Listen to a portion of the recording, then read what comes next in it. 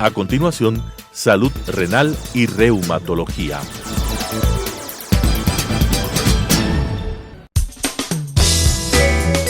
Clasificación A. Apto para todo público.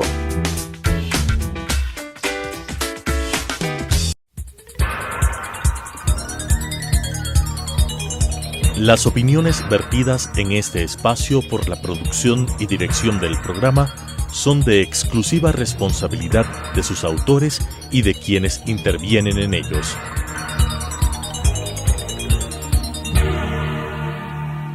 Telesucesos Canal 29 UHF presenta Salud Renal y Reumatología.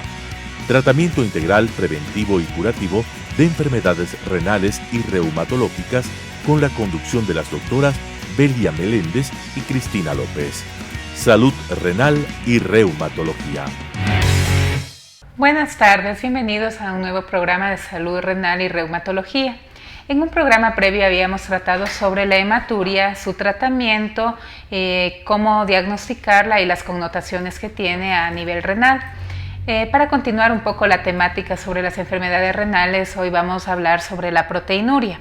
La proteinuria es la pérdida de proteínas en la orina y es un indicativo de enfermedad renal, un indicativo inequívoco, así como de progresión de enfermedad renal, por lo que es importante tratar este tema para que los pacientes puedan detectarlo a tiempo y puedan ser tratados de una manera adecuada. Para entender un poco más tenemos que partir explicando de qué son las proteínas. Las proteínas son una parte muy importante de nuestro cuerpo, forman muchas estructuras celulares y muchas sustancias que están fuera de las células, ¿no? Además cumplen una variedad de funciones en el organismo, son hormonas, son ácidos grasos, son vitaminas, ayudan al cerebro, al funcionamiento óptimo de nuestro cuerpo, ¿no? Muchas de las funciones que producen las proteínas se dan en el torrente circulatorio. Un claro ejemplo de una proteína es la albúmina. La albúmina es considerada una proteína recolectora de otras sustancias o un medio de transporte de comunicación de célula a célula. Ella transporta fármacos, ácidos grasos, hormonas y pues su capacidad es muy grande en que a ella se adhieren muchas de estas sustancias, ¿no? Claro, es importante, una vez que ya conocemos sobre las proteínas y sobre la albúmina, que es una de las proteínas más importantes en nuestro organismo, también debemos hacer un pequeño recordatorio de las funciones que cumplen los riñones. Entre las funciones, obviamente, aparte de eliminar los desechos tóxicos, los riñones también filtran la sangre y eliminan el exceso de líquido que tenemos en el cuerpo. Y además de esto, conservan ciertas sustancias que son útiles para el funcionamiento del cuerpo, entre estos algunas vitaminas, electrolitos y también las proteínas. Las proteínas se caracterizan también por tener un peso elevado, que no logra pasar la membrana de filtración del riñón, entonces habitualmente se quedan dentro del torrente sanguíneo y no se pierden en la orina. De cierta manera entiendo que el riñón es como un sedazo, como un tamiz. Claro, esta es siempre la comparación que solemos hacer para que sea un poco más didáctico para los pacientes, para que puedan entender. Siempre hagan de cuenta que tenemos un sedazo, un cernidor, que van a ser los glomérulos, que son los que filtran la sangre. Y las proteínas vamos a hacer de cuenta que son piedras, que son ripio y que estamos poniéndoles en ese cernidor. Entonces las proteínas no tienen por qué salir por aquí. Claro, no tendrían por qué salir porque entendemos que son agujeros sumamente pequeñitos. Sin embargo, si nosotros tenemos una cantidad grande de proteínas, inflamación que causa que estos huequitos del glomérulo, o en este caso lo que estamos comparando con un cernidor, se hagan grandes, entonces obviamente van a tener un espacio para que las proteínas se filtren y puedan salir. Al igual, estas proteínas son tóxicas. ¿A qué me refiero con tóxicas para el riñón? En que una vez que tenemos una alta cantidad y tenemos la inflamación, estas proteínas causan más daño y esto produce que se perpetúe la enfermedad y que siga eliminándose grandes cantidades de proteína en la orina. Bueno, ¿existe una cantidad de proteínas, una cantidad normal de proteínas que se puede eliminar por el riñón o...? Realmente esta es una muy buena pregunta porque no hay una cantidad normal de proteínas en la orina. ¿Por qué no hay una cantidad normal? Porque como ya les había explicado, las proteínas son grandes y deben quedarse dentro del torrente sanguíneo. Cantidades muy pequeñas de proteínas, como entre 30 a 300 miligramos en 24 horas, que es una cantidad mínima en relación a lo que hemos visto en algunos pacientes, ya nos indican que hay un daño renal. Y aparte de indicar un daño renal, o sea, algo que ya está establecido en los riñones, también es un indicativo de progresión de la enfermedad renal. Así tenemos, como se ve en la imagen, que mientras más grande es la cantidad de proteínas, cuando ya tenemos una cantidad moderadamente aumentada o severamente aumentada, obviamente la progresión de la enfermedad renal va a ser más rápida, va a ser mucho más perjudicial para el paciente y también es mucho más difícil el control de esta pérdida de proteínas en la orina. ¿Y cómo el paciente se da cuenta que está perdiendo proteínas? Es algo que no ves. Es algo que no se ve y como ya hemos dicho, lo que no se ve realmente no es algo que pueda preocupar al paciente realmente porque no está evidenciando. Sin embargo, un signo que pueden notar los pacientes es que la orina se vuelve espumosa, como que le han colocado jabón. O sea, normalmente a veces por la fuerza con la que uno orina en el baño puede hacerse una pequeña espumita. Sin embargo, cuando ya hay una pérdida grande de proteínas, esta cantidad de espuma es como que le hemos puesto detergente y no se quita rápidamente. Entonces, eso es un signo para la pérdida de proteínas. Otro signo un poco indirecto va a ser la hinchazón de las piernas. Sobre todo las piernas, puede hincharse todo el cuerpo, los párpados, sobre todo donde tenemos solo piel y muy poquito tejido, o sea, es mucho tejido laxo. Entonces, esta hinchazón viene derivada de la pérdida de proteínas. Si estamos perdiendo proteínas en la orina, va a disminuir la proteína en sangre, sobre todo la albúmina, y esto hace que el líquido circule hacia el líquido fuera del vaso, o sea, se vaya hacia afuera, y esto se demuestra en el paciente como un edema, pero esto ya en fases obviamente que están más avanzadas. Bueno, la proteinuria también puede ser temporal, ¿no? Hay ciertas situaciones que obligan a que el riñón elimine proteínas. Una de estas situaciones es la fiebre, el ejercicio extenuante, las infecciones y los cambios de temperatura de muy frío a muy caliente. Esto puede provocar una pérdida de proteínas, pero una vez que se elimine la causa que la provoque, pues desaparece. Pues sí, o sea, si bien es cierto, estas se les toma como causas fisiológicas o temporales de pérdida de proteínas, se debe a inflamación. Siempre que los vasos sanguíneos del riñón, que son como un ovillito con vasos sanguíneos muy pequeñitos, no dejan pasar las proteínas, cuando se inflaman, obviamente esto se dilata, al dilatarse dejan espacios, pasan las proteínas. Si bien es cierto, se consideran causas fisiológicas temporales, indican en el contexto de otras patologías, no es que el paciente está totalmente sano, pero no se relaciona con una enfermedad directamente renal. Es decir, que una pérdida transitoria de proteínas no me predice si es que va a tener una falla renal a futuro. Depende, o sea, nosotros tenemos que verle al paciente. Por ejemplo, si es un paciente que de pronto no tiene ningún factor de riesgo para enfermedad renal, ¿a qué me refiero con factor de riesgo? Me refiero a enfermedades sistémicas como la diabetes, la hipertensión, el lupus eritematoso sistémico, que ya causan un daño renal en sí. Entonces, pues claro, tenemos que investigar una causa probable transitoria de pérdida de proteínas. Esta causa probable puede ser una infección que está causando fiebre o que el paciente realizó ejercicio extenuante y de esta manera entonces podemos nosotros determinar que fue una pérdida transitoria. De otro modo, sí nos predice un daño renal cuando está en el contexto de una enfermedad crónica o son proteinurias persistentes, o sea, las que no se produjeron por ejercicio, por fiebre, por infecciones que están temporalmente. Si es que ya es una proteinuria que se mantiene en el contexto de enfermedades sistémicas o de enfermedades que son propias del riñón, obviamente nos habla de un pronóstico a largo plazo. Claro.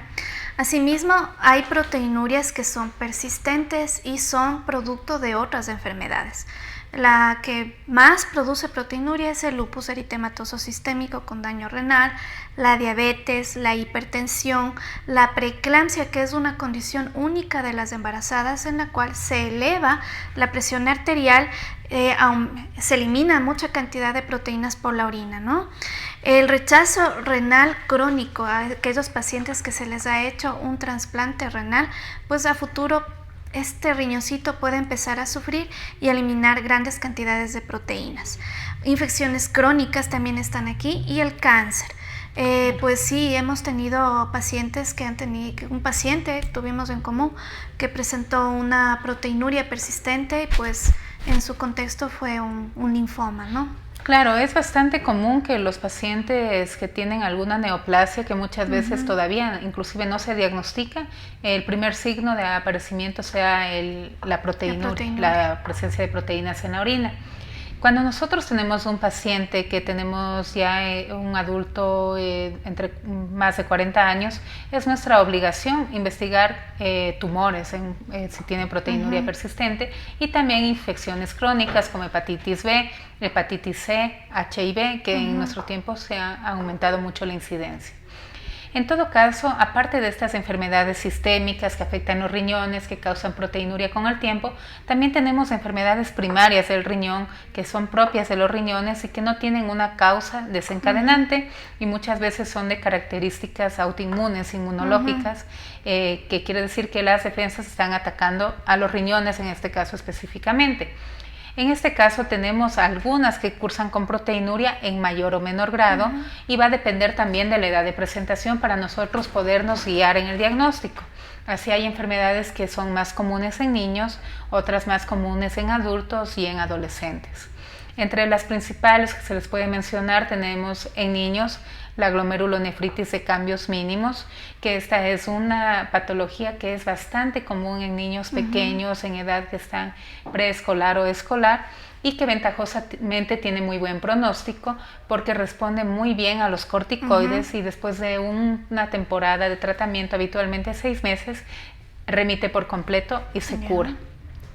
Pero tenemos otras patologías como la glomerulonefritis membranosa, la glomerulosclerosis segmentaria y focal, la membranoproliferativa, que no tienen tan buen pronóstico a largo plazo porque esta pérdida de proteínas es un difícil control porque es una cantidad muy grande. Sin embargo, se le puede dar al paciente con cuidados mantener largo tiempo sin que progrese la enfermedad renal y sin que entre a diálisis.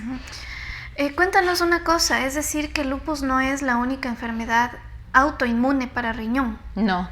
Tenemos algunas enfermedades autoinmunes que pueden afectar los riñones y entre estas tenemos las que les acabo de mencionar, que también tienen un componente inmunitario bastante fuerte y que al igual que el lupus muchas veces no se encuentra el desencadenante o de hecho ya está el riñón afectado por largo tiempo, pero como ya hemos mencionado, los riñones solo dan sintomatología cuando ya están muy dañados y muchas veces los pacientes dejan pasar sintomatología que no es leve, pero que se han ido acostumbrando con el tiempo y que no le tomaron en cuenta. Entonces, muchos de los pacientes en nuestro medio nos llegan ya para cuando tienen que entrar a diálisis. Y en estos pacientes ya no podemos diagnosticar y saber qué enfermedad, qué trastorno fue el que alteró los riñones y simplemente se quedan sin diagnóstico, pero en diálisis. Ahora ha mejorado mucho el screening, el hacer con una simple muestra de orina, un examen simple de orina, podemos detectar y poder manejar a tiempo.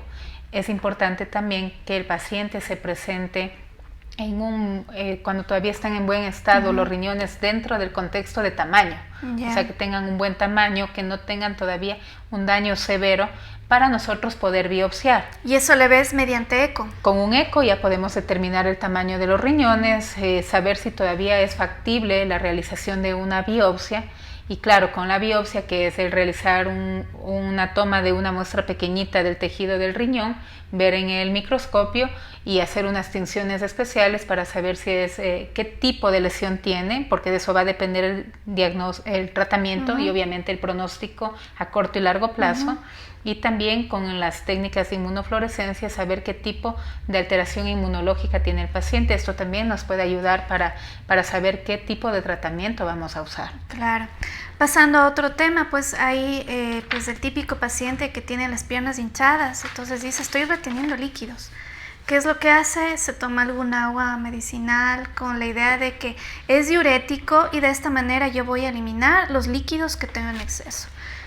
Claro, este es un error bastante frecuente, entonces se ven hinchados y directamente le asocian a que retienen líquidos independientemente de la causa que sea, porque no solo las enfermedades de los riñones se manifiestan con hinchazón, También puede haber pérdida de proteínas en la orina que viene de la mano con problemas hepáticos como cirrosis, puede estar reteniendo líquidos por una falla cardíaca, puede retener líquidos o simular un edema, o sea, una hinchazón por problemas de hipotiroidismo severo. Entonces, no siempre hay que pensar en un problema renal. Claro. O sea, sí es importante la valoración por el médico antes de iniciar la toma de aguas medicinales que tú ya mencionaste. Esas aguas medicinales que ya hemos topado el tema en otras ocasiones, muchas veces lo que tienen es un potencial diurético, que en unos pacientes, claro, les hacen orinar, eliminan el líquido, pero esto causa toxicidad, porque está disminuyendo el riego sanguíneo, porque son directamente tóxicos, porque aumentan la viscosidad de la sangre. Múltiples acciones que pueden tener porque no sabemos qué componente exactamente es el que está haciendo efecto y qué susceptibilidad tiene el paciente para esta hierba, porque no todos los que toman, por ejemplo, un agua de llantén como diurético van a desarrollar problemas renales, pero va a haber personas más susceptibles o que tienen ya un daño establecido renal que sí pueden perjudicarse con la toma de estas aguas. Claro.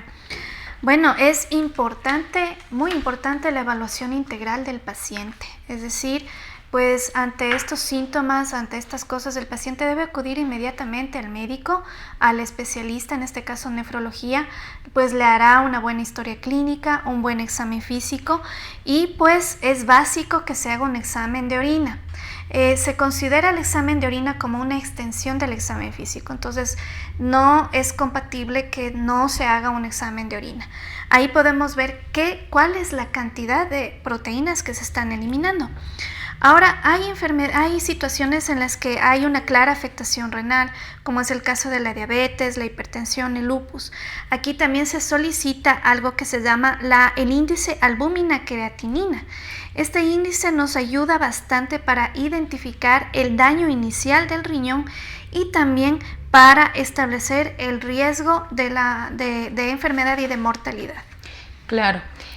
Como ya lo mencionaste, es importante la valoración por el médico especialista porque al ser un especialista ya tiene una estructura inclusive para el diagnóstico que pedir y cómo analizar ese examen y tomarlo dentro del contexto. Un error común en los pacientes también es acudir cuando se ven hinchados a la farmacia más cercana y pedir alguna medicación diurética y eso también puede ser perjudicial porque están afectando al funcionamiento renal directamente. En cuanto al índice albúmina-creatinina, es una prueba que se está utilizando en la actualidad. Es bastante fácil de realizar ya que se realiza en un simple examen de orina, que es la orina, la primera de la mañana, preferible, y que con esta cantidad que nos sale aquí, nosotros tenemos índices para ver si es leve, moderada, severa, y esto nos ayuda también para determinar qué tratamiento vamos a seguir, qué pronóstico tiene el paciente, ya que la pérdida de albúmina en la orina también se asocia directamente con problemas cardiovasculares, entonces también es un predictor de riesgo cardiovascular. Bueno, este examen ya se lo puede realizar en cualquier laboratorio y es muy efectivo por el costo y por la facilidad que tiene para el paciente. En contraparte también tenemos el examen de proteínas en orina de 24 horas, que también es muy importante porque este nos va a dar la cantidad en gramos totales, no en referencia con la creatinina, sino la cantidad macro que está botando de proteínas. Claro. Si nosotros tenemos un paciente diabético, hipertenso, que no tiene una pérdida muy grande de proteínas, pues el índice albúmina-creatinina es ideal para medir. Pero en pacientes que tienen glomerulopatías, como las que les había mencionado anteriormente, o que están con una pérdida muy grande de proteínas, lo ideal es recoger la orina de 24 horas, porque aquí vamos a poder saber en gramos. Si un paciente tiene más de 3.5 gramos de pérdida de proteínas en 24 horas, obviamente se llama una pérdida severa o lo que denominamos nosotros una proteinuria en rango nefrótico, que ya en otro programa obviamente trataremos el tema del síndrome nefrótico, pero que implica una gravedad mayor por la cantidad de proteínas y lo que puede esto afectar a los riñones con el tiempo. Hay ciertas condiciones que hay que cumplir para recolectar la muestra de orina de 24 horas, ¿no? Pues sí. Cuando nosotros pedimos la orina de 24 horas, obviamente es cuando el paciente requiere este examen porque es un poco molestoso para el paciente recolectar, es estar todo el día preocupado de ir al baño y recolectar la orina, que es un poco difícil. Para los hombres de pronto se facilita un poco por la cuestión anatómica, pero para las mujeres sí es complejo. Sí. En todo caso, se les recomienda muchas veces que sea en un día que no trabajan para que tengan la comodidad por el baño más que todo. Aparte de la recolección, obviamente el recipiente es importante, es uno de los errores más frecuentes. El recipiente debe ser un recipiente de agua, o sea, que haya contenido agua. Y debe ser un recipiente grande, que tenga una capacidad de al menos 4 litros para que no haya pérdidas en la cantidad de recolección. Y obviamente este recipiente no tiene que ser lavado, puesto detergente, desinfectado, porque esto puede alterar el resultado. Entonces simplemente tiene que ser un recipiente de agua en el que ya esté vacío y ahí poner la orina, no importa que la orina haya recolectado previamente en otro recipiente por facilidad, y luego ser colocada en este. También pues hay que refrigerar la muestra. No, la muestra no hay que refrigerar, la muestra debe estar, se mantiene aire ambiente, de pronto en el baño donde está recolectando, luego simplemente se le coloca la tapa y se lleva al laboratorio.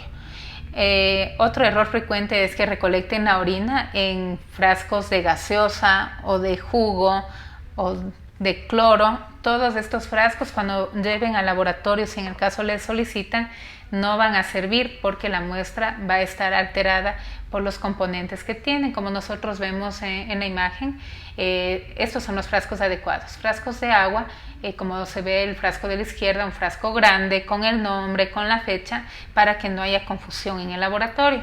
Sí, no debemos recolectar en más de 2 frascos porque obviamente puede haber pérdida al momento de realizar el procesamiento de la muestra. Claro, sí, es un error muy común refrigerar la muestra.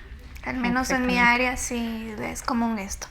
Bueno, una vez que hemos establecido una proteinuria, pues la magnitud y la causa de la misma nos da el tratamiento, ¿no? El tratamiento tiene que ser enfocado a la base, es decir, a lo que produjo la proteinuria, ¿sí? En caso de ser una causa primaria, pues ya tendrías que entrar en tu área para tratar directamente, ¿no?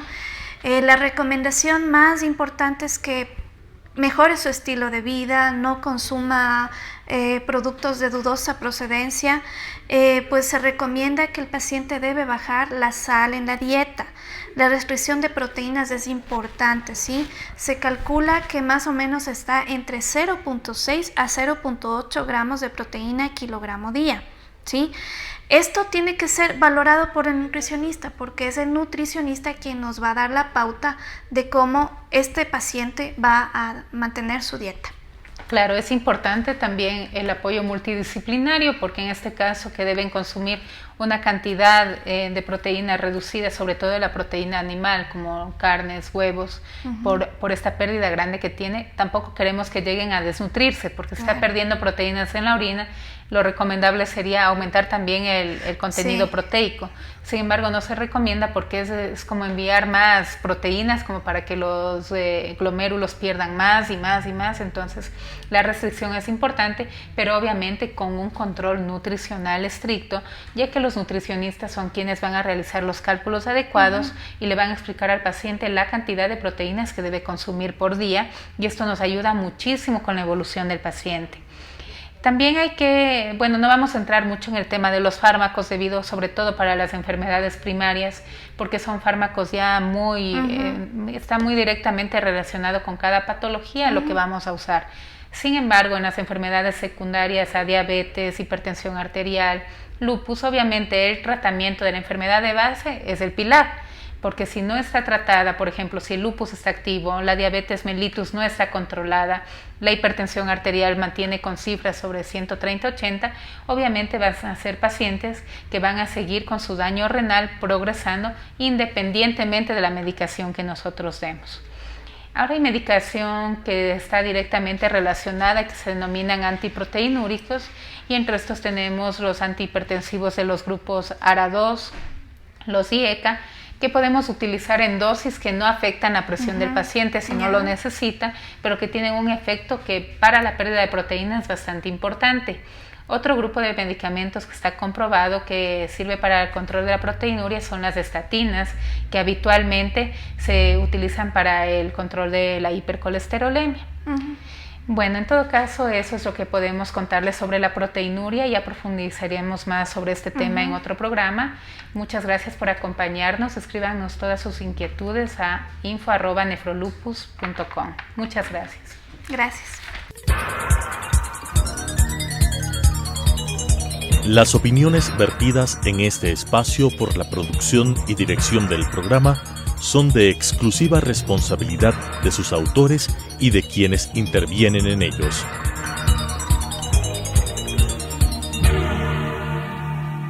Telesucesos Canal 29 UHF presentó Salud Renal y Reumatología.